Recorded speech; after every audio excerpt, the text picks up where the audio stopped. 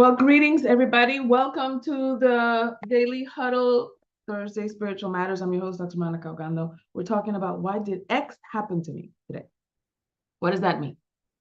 Because a lot of times we cannot understand why there are so many instances of devastation or of tragedy or unfairness, injustice, etc., etc. And we can't calculate, we can't understand why. If there's a God, how could there be this? If there's a just God, how could there be this? And I'm going to pick it apart. You may not like me after this episode, but that's okay. That's okay. As long as you like yourself. So let's put all of those assumptions on the chopping block and see if they still make sense. One of the first things that I want to address in that line of thinking is that we often have it as though there's a hierarchy and God is somehow a boss in control of all of his little minions. And that brings me to the second assumption, and that is that God is a man. Now, you may not say, oh, no. God is not a man. God is bigger than a man. Yeah, but you don't have it like God is a woman. You know how I know? Because when we say she, it kind of like, you kind of jump at that, like, oh, okay, that's out of the ordinary, as though that's not supposed to be, as though that's somehow not the order of things, right? So you have it like God is a boss, God is a man, and God is supposed to have your best interest at heart. So we have this benevolent benefactor, grandfather type relationship with God in the traditional mainstream culture, anyways. What if we said this some time ago in another episode? What if God was one of us? What if God was you? What if you're God? And the reason why this is going to hell is because you are not on your job. Because you are not paying attention. Because there are some things that are okay with you until and unless they affect you negatively personally. Oh, grab your stomach. I just punched it. Right?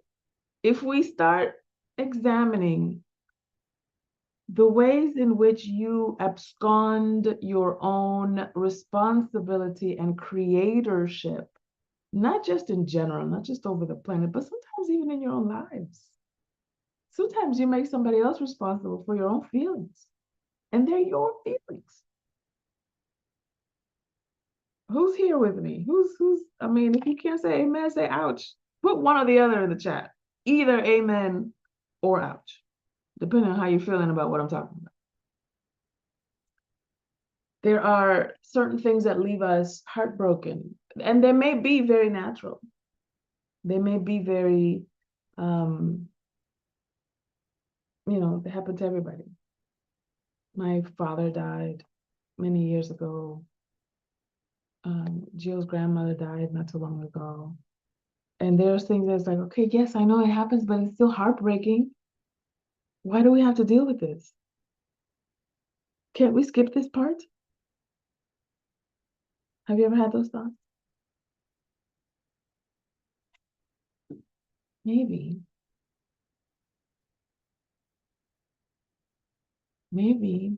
conflict and pain and endings and tragedies and loss and grief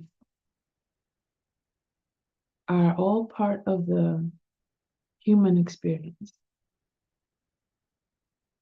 as much as we don't want them to be. And maybe they too serve a purpose. What would be the purpose of pain? Let's go down that rabbit hole. What would be the purpose of pain? What would be the purpose of disappointment? I was in Florida a couple of weekends ago. No, this past weekend. And my sister has two sons, as some of you know. My two nephews. I always call the first one, I'm like, you're my favorite first nephew. You're my favorite second nephew. And they're like, Pia, I'm your only first nephew. Yes, that's why you're my favorite. Um, but I was watching them play as children do. And sometimes their mom, my sister, would warn them about something and, hey, don't get in there. You're going to hurt yourself. And they still do it. Don't do that. I don't like it when you do that. And they still do it. So, for example, she was walking back and forth from the kitchen, and the little one is playful, physically playful. And so sometimes he would like smack her on the calves or on the back of her legs, just kind of like this playful banter thing. And but she doesn't like it. It doesn't matter whether it's playful or not, whether it hurts or not. She doesn't like it. So at one point, she turned around and smacked him, and he was beside himself. Can I tell you what a drama king that little boy is? He was just like, he was just about to die, and he couldn't believe that his mother had the audacity to strike him the way that he has been striking her for the past 10 minutes. But guess what? He didn't strike her no more. And a lot of times what happens is that we have to feel a particular sense of loss or pain or disappointment or grief, et cetera, to do what Chase says in the chat, to align ourselves. Is this the way that I want to go? Do I want to keep doing this? Because I don't like it when it's done to me. And a lot of times, some people lack empathy for others because they can't relate. They see the other as other. And so when it happens to somebody else, it doesn't touch you as much because it didn't happen to you. You're still operating under the semblance of separation. But when it does happen to you, all of a sudden now you understand everybody's pain. So that's another way to manufacture empathy is, let me let you feel what you've been inflicting and see how you like. When it happens to things that we can't do anything about, such as somebody else's death or even genocide across the ocean, etc., then you get to ask yourself, if this were happening to somebody I love, what would I be doing? Would I be calling my local politicians? Would I be on a protest? Would I be flying over there to try to extract them out? Would I be moving heaven and earth if I had to get my child out of Gaza? What would I do? If my child was starved, what would I do? Think of whoever it is that you love the most. It could be your child, it could be your spouse, it could be your parent, it could be your best friend, whoever it is on the planet that you love the most. It's like top favorite person in the world. That one. If that person was going through, insert whatever natural disaster, whatever violence, whatever thing is happening now in the world, what would you do about it? Because sometimes we just watch. And I just want you to tell the truth about it. You may not have to admit it to me. You don't have to admit it to everybody here. We're family, whether you disclose yourself or not. But I just want you to disclose yourself to yourself. Sometimes you just watch. Sometimes you separate yourself mentally so that it doesn't hurt so much. And what you're doing is protecting your own comfort level. And as long as your comfort level is protected, you're okay tolerating other people's suffering. I do it too. This is me taking myself to the woodshed about it too. But when you face it that way, then it's like, oh, I get to decide moment by moment, day by day, opportunity by opportunity. Who do I say that I am? Right? In the Bible, when Jesus was about to be taken in, arrested, et cetera, Jesus asks Peter, who, by the way, in metaphysics, symbologically, Peter represents the faculty of faith. And Christ, Jesus, represents the Christ chorus, choosing messianic character. So imagine your soul asking your faith, who do you say that I am? And your faith says to your soul, you are the Son of the living God. You're it. You're the big kahuna. Yeah. And so that just means you get to decide how you show up. You get to decide what gets to happen on your watch. Now that doesn't answer fully the question, why did X happen? It doesn't matter what I do about it. It still happened. Why does it happen? And I'm going to present something that, again, you may not like, but we're truth tellers. Just like my nephew. How else would you know that something hurts unless it hurts you? And then once you are aware of something, whether it hurts or whether it's pleasing, you get to decide what you want to do about it. If we were operating under the assumption that your life, your incarnation, was a choice at the soul level, I want to learn what it's like to be my own man, my own woman. I want to learn what it's like. I want to discover what it's like to just depend on me. Wouldn't it make sense if that was your soul lesson choice? Wouldn't it then make sense that you would attract, magnetize, set up your life in such a way that you would be with people who constantly disappoint you so that you can learn to depend on yourself instead of relying on them? Wouldn't it make sense if your lesson was, I want to learn unconditional love, to surround yourself with conditions so that you can choose love in spite of the condition in front of you, since you want to learn unconditional love? Wouldn't it make sense that if you wanted to learn how to advocate for yourself, how to speak up for yourself and others, that you would be constantly faced with injustices and indignities, etc., so that you can say, whoa, whoa, whoa, whoa, whoa, not on my watch, and so that you can exercise that advocacy muscle.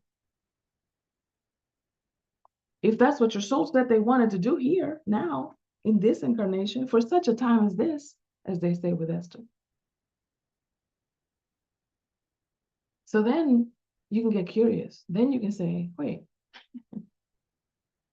given the stimulus, given the feedback, given my results, right? Let's do this equation backwards, right?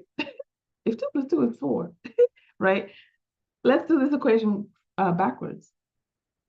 What would be my point? What curriculum would I have signed up for such that this is my life so far? Given the big pivots, the traumas, the pains, the disappointments, even the peak experiences, it doesn't have to be all negative, even the peak experiences, what have been the peak experiences such that this is your life? Maybe in this incarnation, I signed up to own my power, to shine no matter what.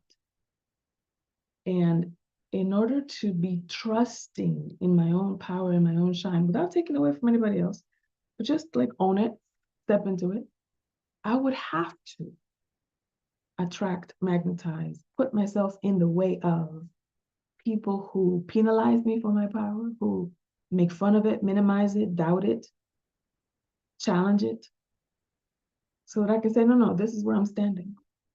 And just like I made the choice at the soul level, I can make it at the conscious level so I can really walk in it. So it's not just this subconscious, superconscious, thing. I'm actually living it in my body. And that's why I incarnated. It's incarnation. It's in my conscious day-to-day flesh life.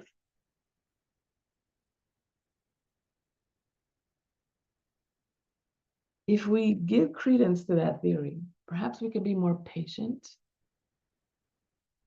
with our delays and more graceful with our falls and failures, and more resilient and patient with the journey. I remember having a conversation. Gio, you may remember this, but you and I had a conversation, and you were saying something like you were just talking about something that bothered you, and I was like, wait, you have it like conflict is a glitch in the matrix, like it's not supposed to happen. And you were like, oh yeah. Do you remember that?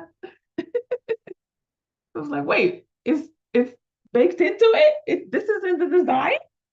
How dare the designer make it this way, right? But it's like, how else would we have these lessons unless we trip ourselves? Like Julio Iglesias says, tropecé de nuevo con la misma piedra. I stumped myself on the same stone. Dang it, I keep tripping over the same thing. Well, maybe this time you'll choose differently. That's the point of repetition and mistakes. It's like, get it right. Make it different. What are we going to say about this, people? Gio, yes. Come on up. Come on up. Yeah, one of the things that are coming up for me as you're speaking, I find that looking for the opportunity, looking for the purpose, for the possible purpose of my pain as my access to healing, right? Regardless of whether it's a loss of a family like my grandmother, or the loss of a husband, or the loss of a relationship, or health, or the decaying of one's body, or bankruptcy, or someone's who we love's mistakes that could end up in jail. Finding or the awful things that we see in the universe that other people are doing. Finding purpose, finding pain as my access to healing, as my access to God, and seeing it the way you said it once, and I thought it was brilliant. Pain or suffering is not a glitch in the matrix. It's such a higher level of awareness, of self-awareness. It puts me in this position of such a higher awareness, consciousness, if you will, that when I randomly do that, I do find myself healing from pain. But it's just like, I have to put myself there. Like I have to be guided there. Yeah. Like you guided me there to really look. And it also is like this intentional thinking. But while I'm going through it, I can't hear what you're saying. Yes.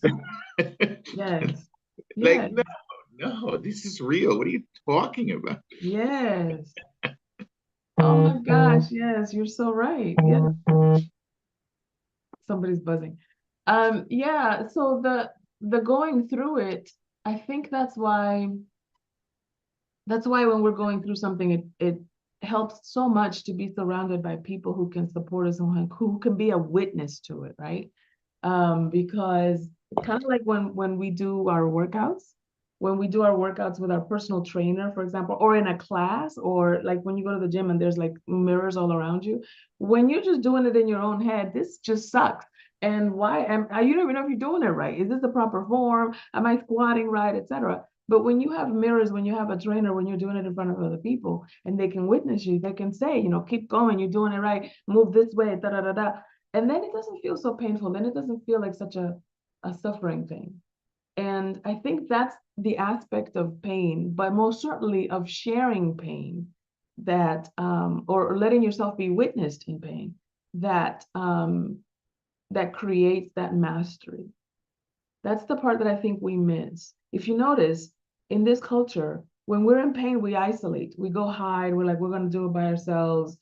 Don't bother me. I'm going to be snotting and crying, and you don't want to see my ugly cry, and blah, blah, blah, blah. And we make it as though my pain is inconvenient to you, or my pain is impolite or inconsiderate of where other people are. I don't want to burden somebody else with my problems, etc. But it's in the relating of it and it's in the witnessing of it that the burden gets lighter. and that you get to understand that it's like, oh, I can rest in somebody's arms. They may not necessarily make this go away, but it doesn't have to be so insufferable because I have shared it, because somebody else is witnessing me. And I think that's what you did when you were sharing with me in that way, and when you shared with others, the beautiful stories that you have about your grandmother. In many ways, she's our grandma. In many ways, we miss her, even though we may not have ever met her. But through your love and through your sharing of those stories, it's like we can carry you, and this can be a little softer landing. It doesn't take away the pain, but it just makes it like, somebody understands why I would be in pain, because she was an amazing human being, right? And so in that way, it's like, okay, the sharing of it makes it all the more, what's the word in Spanish? Llevadero. Yeah. Thank you for sharing, Gio. That was beautiful. Who else is with us? Let me bring in Florence. Florence, you had your hand up. Yes. Hello, good morning. What a topic, it's always exciting. What I would like to say is I didn't know about making choices to come onto come into this incarnation, but a friend of mine actually made me aware of this way of thinking.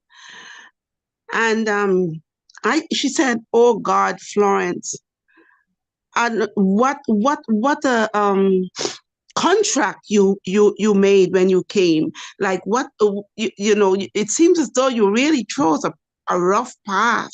Which is that I've known people who suffered, but God, when I look at you, I just, the path you chose seems to have been really, really rough. And when she made me, well, I was very impatient as a kid. I mean, coming up, my mother did say to me, "Oh God, if don't make God have to teach you patience, because it's a very, very hard lesson to learn." What I want to say right at this moment, that's all that you have been saying this morning, that even if that's a choice I made, I have come to the point of feeling that I've learned the lesson of patience. Because everything I dreamt of having or being when I was a certain age, nothing happened. And nothing. It's like I was always up against a wall. And I have learned patience. I've learned to come to a place of peace. She also even told me that whatever contract I made, I can go back to the elders and say, "Oh, please help me. Like, I need to make another, not exactly another bargain, but I could change some of the conditions with them." Yeah. And I went to she said a council, right? And I went to the council and I said, "Oh God," I said, "please help me that I could learn the lessons without such sorrow." Yeah. And now I'm learning the lessons without so much sorrow. And I'm really, really aware of a lot of what you're talking about. Because I feel I made this choice. And I can see a lot of what I chose to deal with. Yeah. And now I'm walking in it more consciously. I'm walking it more consciously. I feel one of the things I came for is I chose to heal. I chose the path of a healer, and I chose unconditional love. And I chose, those are two clear things that I know I chose. And wow, what lessons I've learned. Yeah. And I've come to this place at this time, not that I feel I've learned everything, but I am in a place of consciously choosing my path forward in that same way of having chosen, when I experience something that is unpleasant, is painful, I just know that, okay, what choice did you make regarding this? And I start to move through it consciously in that way. Yeah. So even whether I fear homelessness or whether I fear, fear whatever, I start moving through like whatever my experience is presently, consciously, having come from the point of, yes, you made this choice. Yeah. Yeah. And I'm peaceful with it. Good stuff. Ashe. Thank you for that, Florence. That was beautiful. That was beautiful. Thank you for sharing. Didn't I see somebody else bringing in their hand? I did have my hand up. This is Laura. Hi, Laura. Hi. Good morning, and thank you for this great conversation. I resonate with everything you're saying. And the part about having a witness while you're co-creating these experiences brought up to me as a child while I was co-creating the traumatic experiences. There was another child, older child, who would say to me, Laura, it will be long, but not forever. And I held that thought in my head, and she disappeared from my life for many years. And I went in search to find her. When I started to learn the lessons of those co-creations, I said, I have to find her. I have to. Just to say thank you, because those words helped me so much through those times. But, this is so much I can speak to about pain to purpose. And, I'm just so grateful and happy for how those experiences has led me to healing the cycles of pain. Yeah. I'm complete. Thank you. Thank you for that. Thank you for that. Appreciate you. Pain is pain. Pain is pain. And what I mean by that is the tears will come, the heartbreak comes, etc. And the best thing that you can have is somebody along the ride with you that can be kind of like your Lamaze breathing partner that can help you to breathe through it. That can help you to see some perspective, that can help you to check your own assumptions, that can help you to move through it in the most useful way. Useful meaning getting the lesson out of it, or getting the perspective out of it, or allowing it to move through you. One of the most unforgettable lessons that I got from my father, God rest his soul, was we were visiting with my sister, and the children were having tantrums in their playrooms, and my dad goes in there and he says to the little one, ¿Qué te pasa? When you translate ¿Qué te pasa in Spanish, most people would say, what's going on? What's the matter? But I heard it that time. I mean, I've heard it a million times, but that time I heard it very literally. What is passing through you is what I heard. You've heard me probably, if you've been here any amount of time, you've probably heard me say this story. And it was one of those, like, I don't know how to explain it, but when I heard my father say that, it was such a like ordinary, banal, kind of quotidian type of moments, just kids being kids, grandpa being grandpa, playroom getting cleaned up. It's just very, very like basic, right? But the heavens opened up for me, because I was like, this thing lasts so long because I'm not letting it pass through me. I could just let it pass through me. And so when the grief comes, let it pass through. When the anger comes, let it pass through. When the sadness comes, let it pass through. Witness it. Let it pass through. Just like clouds in the sky, eventually it'll end up in somebody else's sky. But when it's on your sky, let it pass through. And that was so liberating. It was so freeing, but it was also very comforting. To your point, Laura, that it's like it doesn't last forever. And sometimes the reason it lasts as long as it lasts is we hanging on to it. We're looking at it, we're examining, we're asking, why? Versus just letting it pass through. And so I'm going to leave that with you today. And I'm going to ask you to, in your journaling, in your private time, in your prayer time, to make some demands. Make some demands of your reality. Just like the cosmic God has organized the cosmic universe in a particular way, you are the personal God of your particular life, made in the image and likeness. And so make some demands of your reality and of your life and of your relationships. Just like the God of the Bible said, let there be light, and there was. What do you say? What are you allowing? What are you letting? What do you say, let there be? And you know what you're saying, let there be, by your results.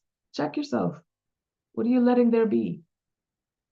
And make some demands of your reality.